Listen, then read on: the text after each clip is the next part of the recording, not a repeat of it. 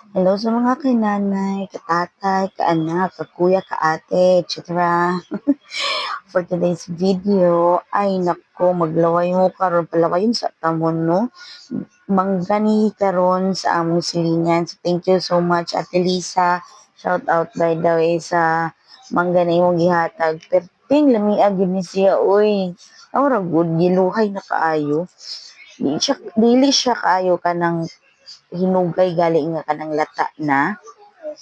Pero lami gyud na kayo. Laway mo for 4 minutes. Sige kog tanaw kay mama diha ba kay nasa akong gilid naglaway na pud siya. Inan ako nagkaon na bitaw ka ako sa unya ikaw na pud puli-puli rata. Ano eh? Mm, mm, mm, mm, mm.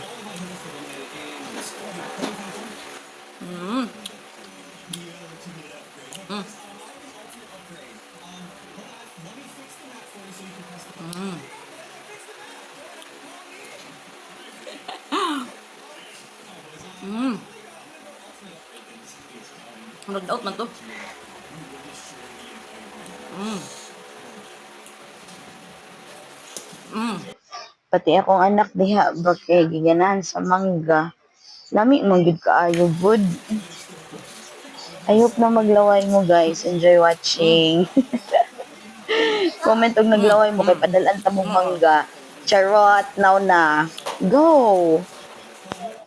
So another round na pud no kay murag lami man gid akong kaon kay murag tam-ipay man gid siya oy. Kuan pod ni siya Indian mango. Lisod ni siya kaayo nga mangga. Murag wa man ko kaayo kita og Indian mango sa kuan sa probinsya good. Kadalasan dito kay mangga Carabao mga ana ba. Pero diri sa Manila, diri sa amo dapit naglibot ra gyud ng mangga mga lata ra ni sunod. Langawon ra gud ni sunod. Mao nang kung naglaway mo, comment lang pero padalaan ta mo og tag isa ka kilo. Charot. Or di kaya anhin mo diri sa Katarungan Village, diri sa Antipolo kay naara gyud na siya diri sa court nagtuyok ra ng mangga unya mga hagbong ra na siya pag mahinugno niya langawon mga lata ara. Lami ra ba gyud kaayo ni siya. Not the bite, okay?